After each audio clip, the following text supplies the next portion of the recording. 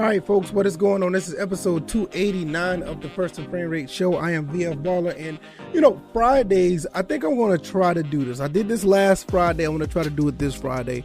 I want to try to make this somewhat of a free-for-all where we just talk about maybe, various topics and not like have one concrete topic for the episode. So last week I talked about just being a fan and what that means or whatever the case may be.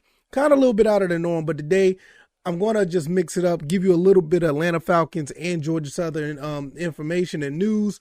I'll give you my opinion on those as well. So hopefully this works out, but it's all based on what you guys think. The viewership and the listenership has been phenomenal. I really appreciate it. And you guys are the reason why this is going the way it is.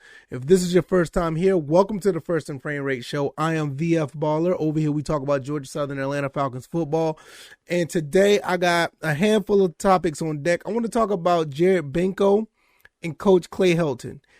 Athletic Director Benko and Head Coach Clay Helton from Georgia Southern football. If you don't know, those guys have They have this chemistry and vibe with each other that I really want to talk about.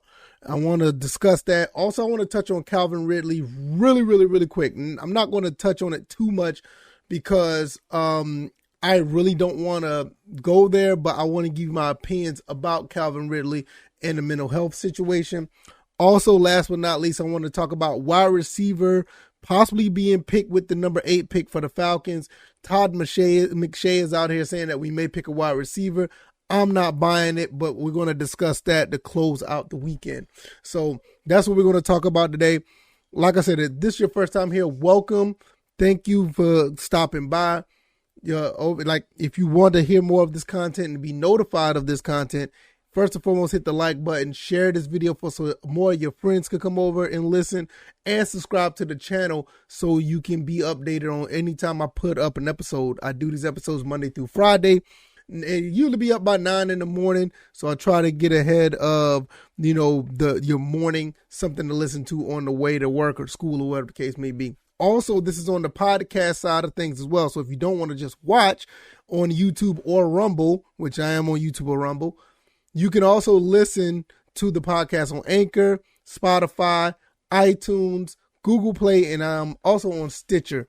So you can go and check those places out. I'm trying to expand on other areas of the podcast to go other places. So I'm really thinking about that. I'm just trying to put that into work. So be on the lookout. Last but not least, if you want to donate, all the donate avenues are in the link in the description of the podcast and the video. If you find in your heart that you want to donate to help this podcast grow. All right, let's get into this. Benko, Coach Clay Helton. Let me tell you something about these two guys. I watched the interview and I hyped this video. Well, I hyped this interview up for the past couple days. And I want to say that I wanted to talk about this just solely in one episode, but no, I just tell people to go listen to it or whatever the case may be. And I'm not going to really get into what they talked about because if you listen to Coach Clay Helton, if you listen to or AD Benko, you kind of know what they want and their expectations for the football program. Now, if this is your first time here, you don't know anything about it. I can't do it justice. I really would recommend you to go listen to that at your leisure. They'll give you pretty much a synopsis of everything that's happened since Coach Clay Helton was hired in November. So you kind of know what the deal is with the coaching situation. If you go back and listen, I'm gonna give you a quick synopsis, not necessarily what they talked about, but the way they communicated back and forth. Now, usually when you see these type of interviews, you usually would say like, okay, it's kind of scripted, which most of them are. 98% of these type of interviews are scripted. But when you listen to these two talk, they feed off each other so well. Like they both have a vision to be great. They have a vision for this program to be great. And just for listening to them talk and go back and forth with the expectations and the type of vision that they have, it looks like they're ready to play football now. Now, obviously, you got to go through the motions, getting the kids hyped up and ready to go, get them in practice mode or whatever. But the vision that they have is so phenomenal. I personally never seen it between a coach and an AD or a coach and a GM or whatever case. I've never seen this before. And just listening to them talk about what type of philosophy Coach Helton wants to run and vice versa, the type of success Jared Benko wants to have, it's just a beautiful thing. I think the interview was like maybe 30-something minutes. But from the get-go, it was just phenomenal. And this is the type of thing that you would want to have in a program. I don't know how any of these other programs do in college football, let alone the Sun Belt. But I really like what I see when you got two guys who are heading a program that have the vision. Jared Benko has a vision for all the athletic department to be successful. And it's starting to feed off on the other sports, not just football. And when you have a guy that comes in who has experience, had a Pac-12, won the Pac-12, played at coached at a high level when it comes to being at Memphis and all these other places that he's been to, USC, for him to come here to Statesboro and try to bring that same philosophy, bring other guys that have Power 5 experience over to be great at a program like Georgia Southern, who's already known for having success, just to continue that success and have them to be on the second and third level of eras in the Georgia Southern history. It's a beautiful thing to say. I think sometimes I always wanted to do something like this. I always wanted to do this podcast. I always wanted to talk sports about my favorite teams. It's something I've always wanted to do. And I feel that I came in at the right time, because I remember watching, even when I was young, I remember watching the Paul Johnson, era. I remember watching the late end of Irk Russell's era, and watching throughout the 90s, and watching Georgia Southern go have their ups and downs and be champions and turn around and not be champions and come so close.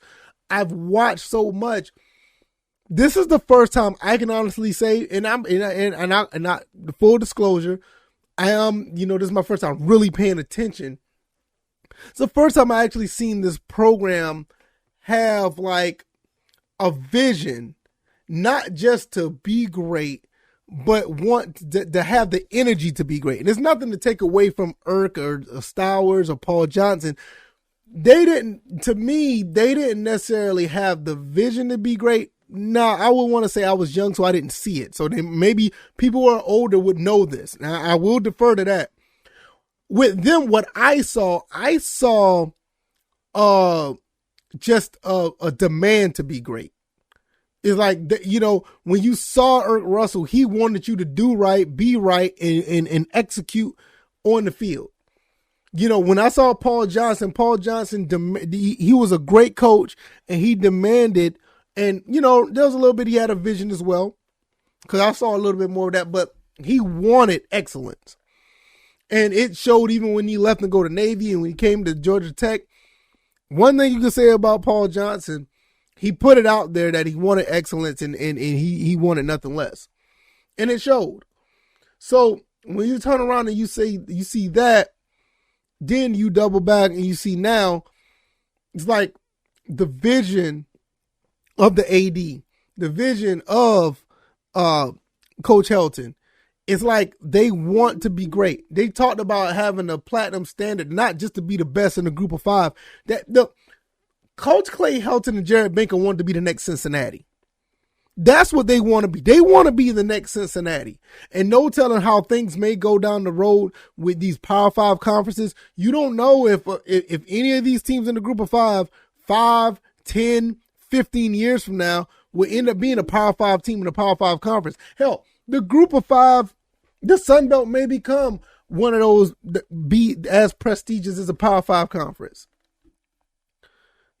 So when you look at these things, there's a reason. I may sound like a little off, but I want you to follow me a little bit. I think there's a reason why Coach Helton brought himself and this staff to Georgia Southern. Because maybe they have a vision that these group of 5 teams can be on the same level, or they'll probably have more opportunities to be as successful as these Power 5 teams. This is why I love the talk between the group of 5 and Power 5, but I still, even with the talent discrepancy in some cases, I still feel that these group of 5 teams, especially in the Sun Belt, can compete with Power 5 teams, a majority of the Power 5 teams, and I don't feel that we are less than what they have. The only difference I feel that there's less than that we're behind in is budget. Because I feel if we had the budget, I think we could recruit any of these players that are out here. Jordan and name recognition. And I think the name recognition is starting to taper off a little bit. I think a lot of these Sun Belt teams are starting to get the name recognition just as well as some of these Power 5 teams. So it's not really it's not as a big of a gap. I think the biggest thing is just money and budget. I think that's it. So with that being said, I feel that Coach Helton and Jared Benko has a vision that something's great is going to happen. Something awesome is going to happen at Georgia Southern and with the group of 5 teams. I can't wait to see what happens and how it happens, because I think this team is going to be on the rise to where we're going to be very successful. It just feels like it's going to be successful. I really like what I see here, and I'm going to be talking about it every step of the way. So kudos to Jared Benko and Clay Helton. Those guys have a very good vision. And the vibe and the connection they have with one another when they're talking about football, I love every bit of it, and I can't wait to see more of it. And I want to see more of it come to fruition when it comes to them being with Coach Helton actually performing his duties as head coach. Can't wait to see that happen. So I'm going to close out on that topic right now. I want to talk about Calvin Ridley real quick. Everybody's talking about what in the world Calvin Ridley is doing, taking pictures on Instagram, and he's responding to certain people on Twitter. There's been a notion out there or a take out there saying that Calvin Ridley's, his mental health is nobody's business. I'm going to tell you right now, I 100% agree. I 100% agree. It's nobody's business what he's going through. Let him deal with that. I hope the brother get as much help as that he needs if he needs it. But it's none of our business to find out what it is. The only people that need to worry about it is his close family and the people in the circle. That's it. So with that being said, I will say, please trade this guy. I know some people that probably going to be in the comment section, and people that's going to give me feedback on Twitter is be like, no, we can still use him. He just need to bounce back and get better. No, I want him to bounce back and be better. Go ahead and trade him. Money-wise, it's not going to hurt. You could possibly get a first or a second round for him, and you can get everything under the sun that it will help build this team going forward. I'm not saying I don't trust him. I just don't feel like, look, I think the feeling should just be mutual. If he doesn't want to be on the team because of mental health, because he has other things that's on his mind, let him deal with that. But as a team and the way things are going, let him go to another team. Maybe it'll work out for both parties where he can be much more inclined to play football, and we can get something in return to keep moving forward. That's how I feel about that. So if you guys want to let me know, please let me know in the comment section, either on Rumble or YouTube, or just send me a message on Twitter. Let me know what you guys think about that.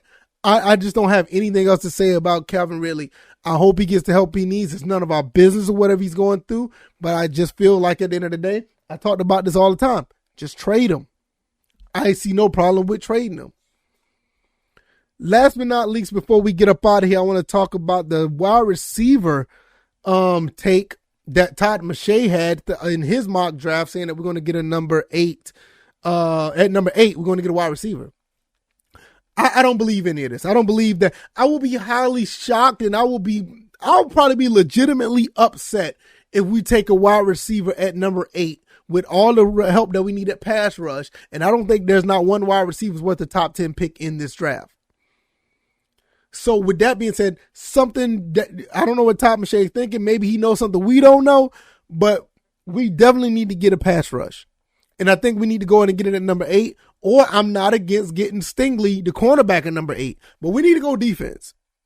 Wide receivers, there's a handful of wide receivers that are in the draft. I think we'll be able to get a couple. Also, I think there's some in free agency I think we can get. Yes, I do know that there's a lot of players that are, I know there's a lot of players that are out here that are edge rushers that are in the draft as well. I get it. There's a lot of talent on the edge rusher side, but you need to get the best one and the best one available. Don't wait till the 4th round to try to get one, and all of a sudden we got another. Oh man, what's his name? Edwards. I think his name was Edwards. Or another Tack McKinley. Let's get somebody out here that's going to rush the pass and not and cause some problems in the trenches. I don't buy it. I'm not here for it, and I'm not going to follow up with it. I just feel that, yes, we do need a wide receiver, but I don't think we need one at number 8. We could probably get one in the 2nd round. We got 2 picks in the 2nd round. Why would we do it at 8? And then, to be honest with you, the wide receiver that Todd McShay's talking about, I don't even agree with. Let me see. Let me look at this up and make sure. Yeah, it's a circle, baby. Yeah, my son is here once again, everybody. My son is here, and he's always having fun with me. All right, let's see. Todd McShay saying, it doesn't have it up here. It doesn't know, but all I know, he wanted a wide receiver, so that's what I saw before, and I just don't see it now, so I guess it's gone. I don't know. So with that being said, maybe you guys can find it better than I can, but it was on the mock draft. I saw it earlier, but it's not showing up on Twitter now. But nevertheless, it is what it is. I just feel that there's no way that we take a receiver. There's no way. I just don't see it. Oh, here it is right here. Todd McShay mock draft drafting Drake London. Sorry for the wait, everybody. I don't see it. The Drake London is okay. I don't have nothing against him. I think he's a pretty good receiver, but I don't think he's a number 8 type of. No, I just don't see it. If anything, now I can't even. I just don't see it. I mean, one thing I do notice that I did not know this. He's 6'5". I didn't know that, so that's interesting. And he's 6'5", and he's he broke his right ankle in October, but his junior season he had 88 receptions for 1084. Okay, I kind of see where this is going. I just don't get it. But I don't see them passing up on the pass rush. I just don't see it. I just don't. I see where it is, because you got somebody at 6'5" who can, who has have size. Yeah, I see it, but no, I'm not sold. So Drake London is a product of Clay Helton. I think Clay Helton pretty much recruited him. But Clay Helton is a great recruiter, man. Great recruiter. But no, I don't know. I'm just looking at this. I understand it when you need a big time receiver, but to be honest, if we can get one, I honestly say if we can get one in free agency, if we can get a decent receiver in free agency and get another receiver later on in the draft, I'll be okay. That'll be just as good as getting this player right here. But I just don't. The pass rush, man. I'll be surprised and low key upset at this. That's just me. I think that we should go ahead and get a pass rusher, and we can get receivers later on. But I do understand this. A guy at 6'5" who did this well. Another reason why I would not want to get him at number 8, because he did break his right ankle. It's an injury, so I don't know. How does that injury look? Does that injury, is it, curtailing his, is it curtailing his vision, his potential? So I don't know. I mean, with us only have 18 sacks last season, I think I want that pass rush. We need somebody. We need somebody out there, because at the end of the day, I mean, Matt Ryan can make some receivers do something. If we get a better couple receivers that was a little bit better than Russell Gage, that actually could play at number 2, or that can actually play number 2 or number 1, I think we'll be fine as far as passing the ball. We still got a good receiver with the Kyle Pitts. He's a tight end, but he's shown that he can do something. So I don't know. I'm not, we definitely going to look at this later on down the road. There's going to be more talk about this because now I'm looking at this and I see where the vision is on that, but I just don't see it at number 8. I just don't know. I don't think Drake London is going to be available the second round, but I just don't see it at number. I don't see it. I don't know. What you guys think? I'm going to close it out there. Pretty much like a free for all, various topics. Hopefully you guys enjoyed this. If you like this content, hit the like button, share this video, subscribe to the channel. Also, if you haven't already, give me a 5-star rating if you're listening to the podcast side on the star chart, and leave some feedback. I love to hear some feedback. Shout out to the person who gave me feedback earlier this month. You were amazing. Thank you for that. And I would not mind if more guys do give feedback. Also, if you feel like in your heart to donate to help this podcast grow, with extra equipment I could use, other things that could be in the room or whatever the case may be to give it a better setting. Because equipment, I don't have a problem with equipment, but there are some things I do want to get and I probably will. But, with the donations, that would basically expedite that process. So that'd be awesome. Either way, I'm just happy that you guys are listening. I really, really appreciate it. And you guys enjoy your weekend. Share this podcast. Let people know what we're doing over here. It's the off season, but it's always good content and good news to talk about. And when the season comes, by the time the season comes, we'll have a good bit of people over here listening to First and Frame Rates, where we talk about sports, mostly Georgia Southern and Atlanta Falcons football. All right, y'all. Y'all have a great weekend. You guys take it easy. You guys be blessed. Peace.